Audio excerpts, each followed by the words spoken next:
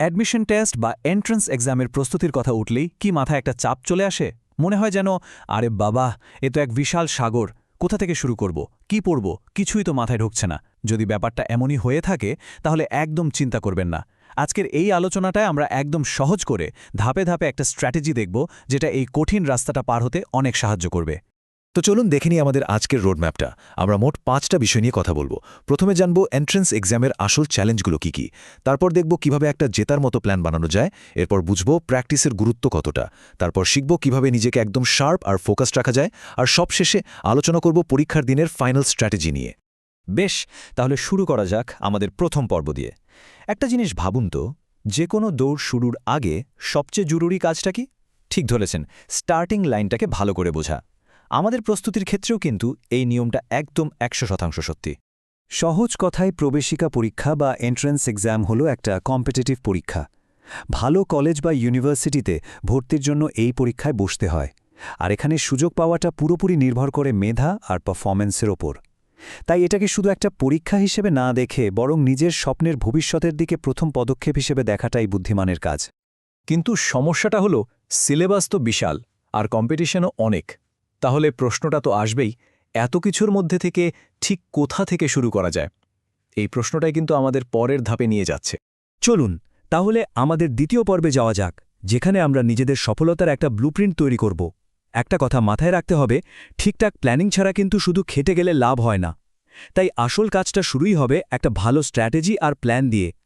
প্ল্যানিংয়ের প্রথম ধাপই হল পরীক্ষাকে চেনা। 3টে জিনিস একদম পরিষ্কার করে জানতে হবে। 1.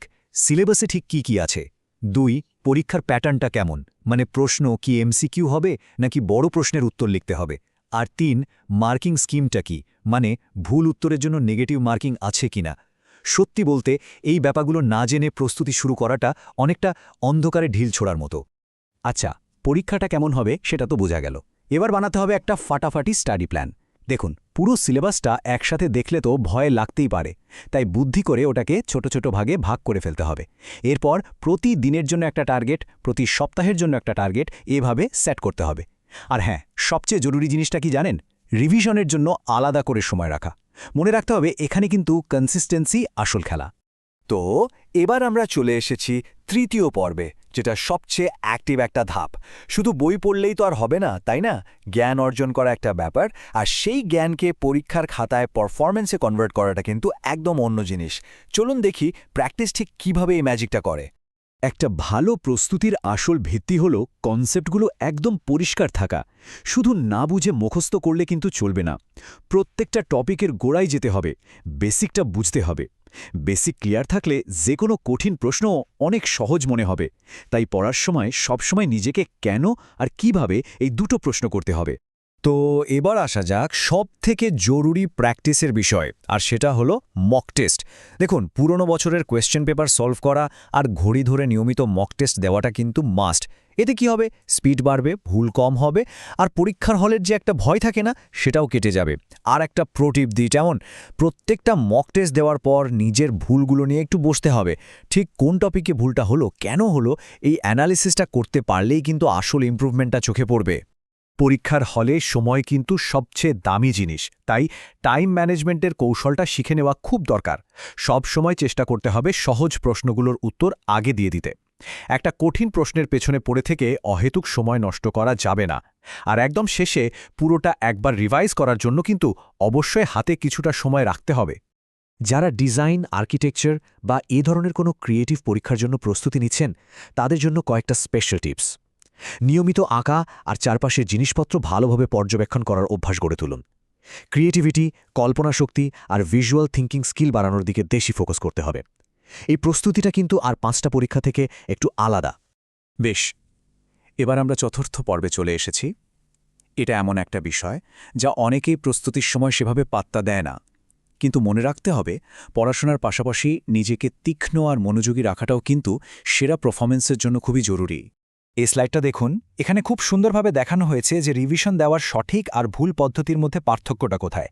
একদিকে ছোট নোটস, ফ্ল্যাশ কার্ড বা মাইন্ড ম্যাপের সাহায্যে নিয়মিত রিভিশন করলে পড়াটা মাথায় গেঁথে যায়, আর অন্যদিকে পরীক্ষার আগের রাতে তাড়াহুড়ো করে সব পড়তে যাওয়া বা যেগুলো কঠিন লাগে সেই টপিকগুলো এড়িয়ে যাওয়া, এগুলো করলে কিন্তু কোনো লাভই হয় না। একটা কথা কিন্তু একদম ভুললে চলবে না, শরীর আর মন এই দুটোই আমাদের সবচেয়ে বড় অস্ত্র। তাই ঠিকঠাক ঘুম, স্বাস্থ্যকর খাবারদাবার আর স্ট্রেস ম্যানেজমেন্ট, এই 3টে জিনিস অপরিহার্য। কারণ শরীর আর মন যদি ফিট না থাকে, তাহলে লম্বা সময় ধরে পড়াশোনায় মন দেওয়াটা প্রায় অসম্ভব হয়ে পড়ে। আর অবশেষে আমরা চলে এসেছি একেবারে শেষ এবং চূড়ান্ত পর্যায়ে। এতদিন ধরে যে এত খাটনি করা হলো, সেটাকে সফল করার জন্য পরীক্ষার দিনটিতে কি করতে হবে, সেটাই এখন সবচেয়ে বড় কথা। সফল হতে গেলে কি করতে হবে সেটা তো আমরা জানলাম, কিন্তু কি করা উচিত নয় সেটাও জানাটা সমান জরুরি। যেমন ধরুন, কোনো প্ল্যান ছাড়াই পড়তে বসা, নিজের দুর্বল জায়গাগুলোকে এড়িয়ে যাওয়া, সবকিছু শেষ মুহূর্তের জন্য ফেলে রাখা আর যথেষ্ট প্র্যাকটিস না করা, এই সাধারণ ভুলগুলোই কিন্তু পুরো পরিশ্রমটাকে জলে ফেলে দিতে পারে। পরীক্ষার দিন একদম শান্ত থাকতে হবে, আত্মবিশ্বাসী থাকতে হবে, নিজের প্রস্তুতির ওপর ভরসা রাখাটা খুব জরুরি। প্রশ্নপত্র পেয়েই সব প্রশ্ন খুব মন দিয়ে পড়তে হবে আর সময়টাকে বুদ্ধি করে ব্যবহার করতে হবে।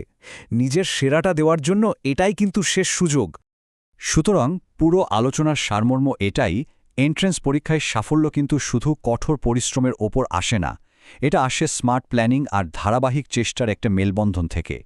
তাই সঠিকভাবে পরিকল্পনা করুন, নিয়মিত অনুশীলন চালিয়ে যান আর সবচেয়ে বড় কথা, নিজের ওপর বিশ্বাস রাখুন। দেখবেন সাফল্য আসবেই।